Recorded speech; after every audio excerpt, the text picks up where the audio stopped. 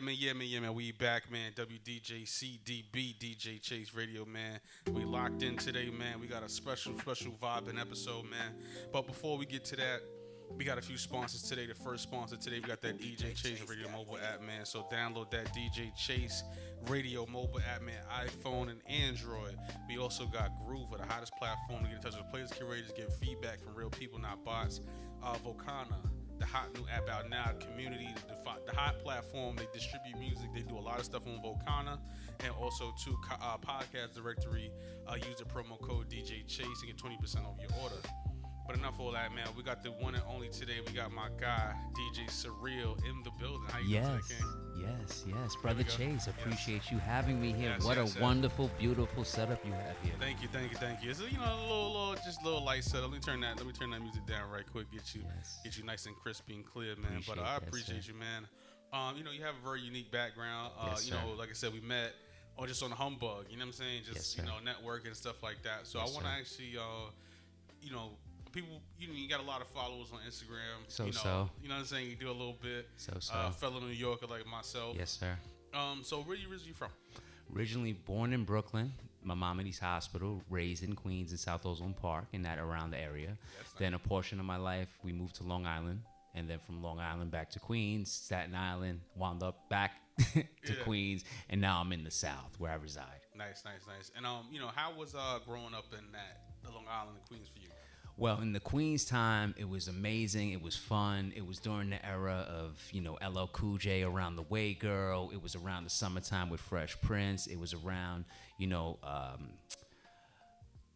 lot like the Biggie music, all that era, Showbiz and A&G. And then going to Long Island was a whole different situation with the crisscross and the jump and that aspect. And the music back then was just constantly changing. And that was the thing that always drove me to want to be part of it. Yeah. Especially Djing as well too, starting out as a kid, Yeah, for sure, man.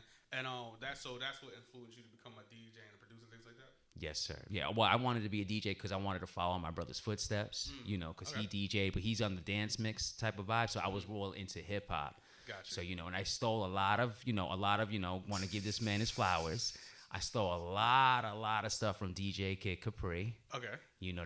That's my guy. Yeah. He's the one, salute him. I bow down to DJ Kid Capri. I stole a lot of his things. More than that. Yeah. More than God bless the ground that man walks on, on some 100%. But the way I stole his routine was when I was a kid, he would DJ on Def Comedy Jam, and he would be the opening DJ. And at the end, they'd give him maybe a minute or two to bless the crowd, and he'd have some people dancing on stage, and he'd be mixing it up and DJing. So I would record those little sets and then mimic him. Yeah. But I'm watching it. That's how I used to practice cutting and scratching, and that's how I got really into DJing. For sure. So when did you decide to become a beat maker? I decided to become a beat maker from getting to experience hanging in the studio with my brother and best friend. He goes by a stage name Ed Ape. I was always behind the scenes observing and watching him do production at the studio with himself, with different artists. I got to experience, I got to learn a lot. He taught me a lot of things and how to do a lot of stuff and how to structure sound, how to structure song, how to make sure it makes sense, how to make sure the drums on one. And most of the time I've learned from the James Brown musical artist school, of James Brown. So, everything's on the one. I like to listen to a lot of classic music. I've learned a lot from that. Yeah, gotcha. And I want to ask you, too, are you, Italian? What's your nationality? I'm Puerto Rican and Italian. Gotcha. Now, in those households, they don't really believe in, doing music. They do, but they don't. You know what I'm saying? So did they, when growing up, did your family, want you to be, a lawyer, a police officer, things like that? Nah. My mother was she was Puerto Rican. She was very spiritual, religious. She was very into music. She was very open.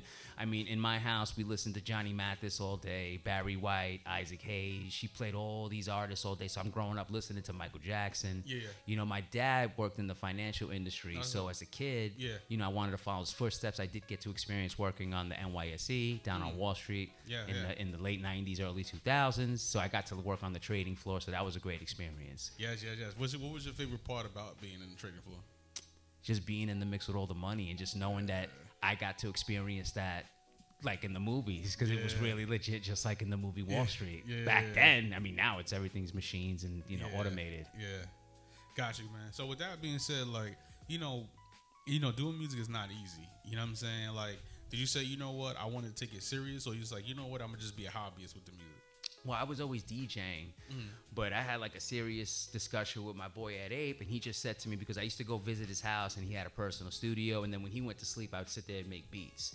So he just said to me, you know what, if you're really serious about this, you need a computer. So I was like, you know what, boom, I did what I did, got my computer, and just kept going. It's just been go on from then. So then, you know, he put the battery, and then he was like, you know, I was doing hip hop beats, and, you know, people would laugh. You know, in the beginning, you know, you're doing your thing, they laugh, but that's great because you don't want yes people around you. Yeah, for sure. So it's like, you know, so I got to learn and get to experience a lot of different things, take a lot of advice from people. But that's basically, music's always been in my blood, basically, just want to be part of it. Got you. Now, being a DJ in that time, like, you know, vinyl was everything. Yes. You know what I'm saying? How'd you feel about when vinyl started transitioning to more Serato and digital?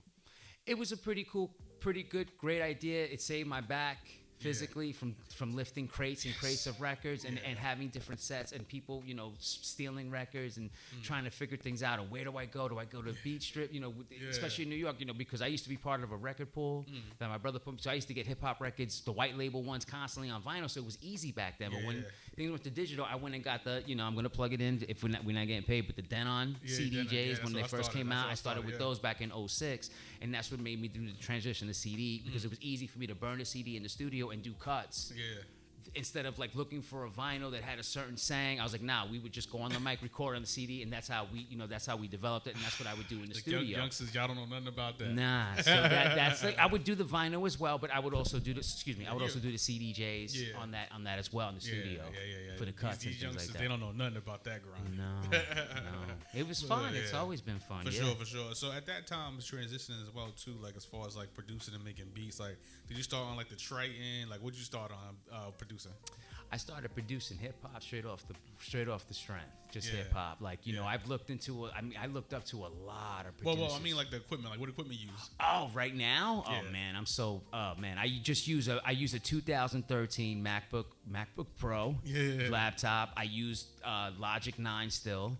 I still have, you know, if it's not broken, don't fix it philosophy. You know what I'm saying? So I'm still using old gear and making it sound fresh. I mean, it's just being creative, honestly. You know, I could just make a beat on the table, and if it's dope, and we record it, and if it's a classic, why not? You know. I agree. Music man. makes you move. For sure, man. And do you love DJing more? Or you love producing more? Honestly, I could do both, but producing is a real amazing passion for me because I have the experience from DJing, knowing how the crowd's gonna feel when I'm producing a record. If there's a drop that's gonna happen, how that's gonna make you feel spiritually, the lift, the vibe. If you're drinking, if you're doing some kind of, you know, stimulant that makes you smile. You know, I just want my music to make you feel a certain way.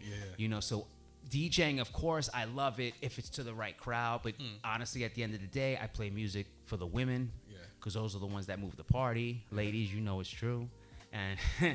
And I mean, that's it. I mean, I haven't really DJ'd live in a long time, but I wouldn't mind going back out there. I'm rusty, but I can do it. I can make it pop. Yeah, for sure, man. And with that being said, too, my brother, like, you know, there's so many things in as far as music now, right? So music now is really like pushes a lot of negativity.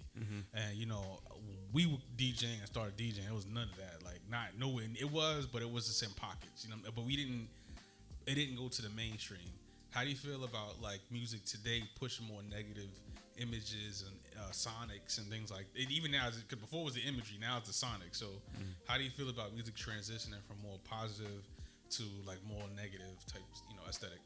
Well, music to me honestly goes through different transitions. Even if it's negative, positive, it's going to be positive to the person that's listening to it, whether it's a negative message, because it's going to relate to the person that created it, to the person that's listening to it. That's why they have different fan base for different genres of different music. You know, not everybody's going to like to listen to what I play. You know, that's why you go to a club for a certain type of vibe. If you want to hear heavy metal, you're not going to come to a disco spot.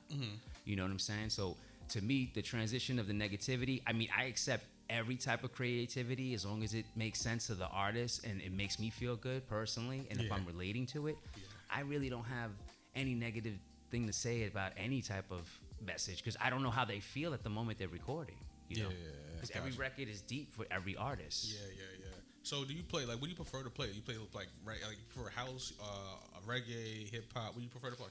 if I'm gonna DJ a club, I prefer to play 90s Gotcha. hip hop, dance music, bringing them back to that, and then going back a little bit to the 70s disco, but choosing in. But that's like at 3 a.m. when everybody's been drinking for a bit. You know, throw a little Humpty Hump, Digital Underground while everybody's half asleep, and wake them up. You know. Stuff like that, like vibe that party out. That's my vibe. Gotcha. But I'm good for the new, you know, to present to the new, to bring my sound to the new crowd. I'm definitely open for that. I'm definitely, you know, open to collaborations. Yeah, he's I feel you. I'm the same way. I feel like even like I just did the strip club the other day. I'm like, I don't know who none of these people are. Like the strippers, I'm like, who are these people? Like, you know, that's the only thing I don't like about DJing now is like everybody thinks they're a DJ. So it's like. You have so many people that feel like, oh, they hear their favorite artist that they seen go viral on SoundCloud. Now he's their favorite artist. And it's like nobody even knows who these artists are. Like, you know, so. But you know, with that being said, like, you know, you got a few lo-fi projects on streaming right now. I also want to ask you about Grand Echelon. How did you link up with him? Well, I know Pop Buchanan. I know Pop Buchanan for a long time, like over 20 years. I know his DJ Nudgy Nudge. Me and him go way back, like late 90s, early 2000s. I mean, their family, their love. They wanted me to be part of their thing. I made a couple of collaborations with them, couple of records. I'm open to working with them regardless because they're family. So, you know. They, you know, every day, you know, when they need something, I'm there. If they need a beat, I'm there. If they want to work on some stuff, I'm there. And he's got a couple of projects that he's putting out, Pop Buchanan. He's also big into, he's got a book out, and he's got also a Sober is Dope. He's on Instagram as well, and he's on as Pop Buchanan. I mean, I'm just going by memory. I'm sorry. They're good. But Nudgy Nudge as well. That's Grand Echelon, and they're part of the whole production team on their own. You know, on their own. So I'm just part of that. I'm part of everything. Whoever wants to be down, whoever needs to collaborate, whoever wants music, whoever just wants to be a friend, I'm here. Yeah, you know, for sure, man. And what is your favorite part about the music business? Like, what do you like? What do you enjoy about the music business? The friendships that develop. The inspirations you get from listening to people's situations and stories, just being around the whole legacy of the game, because you never know what you're gonna get to experience before it goes out there to the people to hear in the world. So it's like you know, you're there, and it's like, wow, you know, that's all I want out of it. I just want my name out there. I just want to be part of a legacy. I just want to be invited to the party. You know, I'm always on the outside behind the rope, just looking at the crack of the light, seeing everybody rocking, and I'm just like, damn. I get it. You know, everybody wants to be that. Everybody wants to be in there. You know, it's a dream, but I'm going to make this dream a reality because I'm just on go mode, and I'm just tired of waiting on people and waiting on people procrastinating. And, you know, you put a battery pack on my back, and you said, just do it, and that's exactly what I'm doing. I'm always giving speeches. Like, my fans know I'm always the one giving speeches. So. Nah, man. But, you know, like, and then I want to ask you this, right? Like, you know, what keeps you inspired? You know what I'm saying? Like, what things that keep you inspired to keep going, you know? Just listening to people's situations, especially the way I feel lately when I'm doing production. I just go with what feels good and what I hear in my mind spiritually. Like, I'm a strong believer in that. You know, I don't go against the grain. I just go with the flow. I try to be positive. I try to, you know, be everybody's, you know, cheerleader. What inspires me is that, you know, just to make people smile and just have a great time doing music. You know, there's a time for violence. There's a time to, you know, speak about your problems. There's a time for everything else. But, you know, my time right now is I just want to make people smile and dance, have a few drinks, have a great time. You know, it's been so tough these days, just the way the world's been. Everybody's been angry. There's been so many things. I mean, I'm not trying to go political. I'm just going from my experiences. You're speaking the truth, though. Yeah. People need to hear that. I just want to, put a disclaimer. Even like with me on my social media, I'm always posting, like, you know, Bible scriptures, you know, little passages just to motivate people. It's like, you know, and I'm just trying to stay positive and just, you know, one day at a time. If I can't stress it, I mean, why am I going to, if I can't control it, don't stress it, you know? So me doing music, I just want to be able to be part of something and just have a good time. Yes, sir. And before we get out of here, my brother, I want to ask you this, right? Yeah. You got a lot of knowledge. You know, you got so much of a story to tell. Sure. Right? You know, what is one piece of advice that you would give anyone getting into the music business today? Well, me just trying to do it myself, you know, just keep the blinders on. Yeah. Keep moving forward. Yeah. Don't listen to what people tell you because they don't know what they're talking about. You know what I'm saying? Especially if they don't do what you do or know how you feel. They only have opinions. which is fine. Everyone's entitled to it. You can listen to the ones you want to listen to. And this is just me speaking upon myself, not speaking about anyone else. And this is just how I feel. Because I've been on constant go mode. I was just tired of always being behind the scenes, the sidekick. And I just figured, you know what? I just want to put out what I'm going to put out, what makes people feel good. I'm going with what makes me want to do things, makes me smile. I mean, pray to God, just have faith, just one day at a time. If you can't, like I said, if you can't control it, don't stress it. And I just want to be part of the game, baby. Come on. You guys are going to love me. Yeah, I'm just man. playing. Yeah, but you're man, going to love me. Yeah, man. But I got a lot more to talk about. Yeah, we're gonna do a part 2 of this, man. Like I said, we out of here. WDJCDB, DJ Chase Radio, man. I'm Smooth, man. My guy DJ Sireel, where can they find you? Because I want to play this BPM Love. And don't be nervous when you're talking to me. I just want to I hope he's not nervous. I'm like, bro, I'm good. I want you to be comfortable. Like I said, this is the home, man. DJ Chase Radio, BPM Love. Can I play this real quick? A little snippet of it? Brother. Once again, we here, DJ Sireel. This is a collab New with York Brian City's Echelon. finest. Let's get it.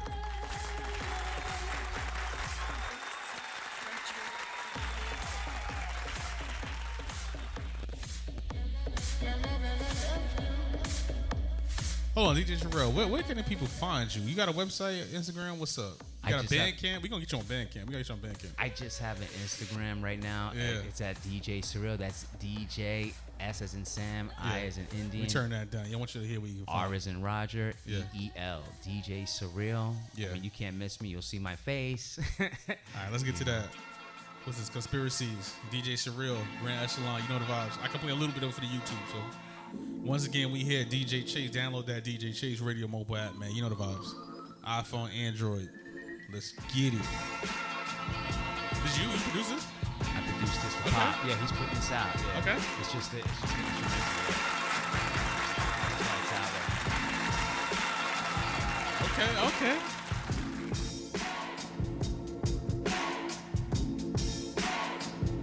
I like this, man. Once again, man, DJ Chase, YouTube, DJ Chase TV, Spotify podcast, Apple podcast, and I'm out of here. Yeah. Hold on, wait a minute, why the f*** they on my line? Tryna make a mess, but they can chill with all that trying. Tryna take me out, but on the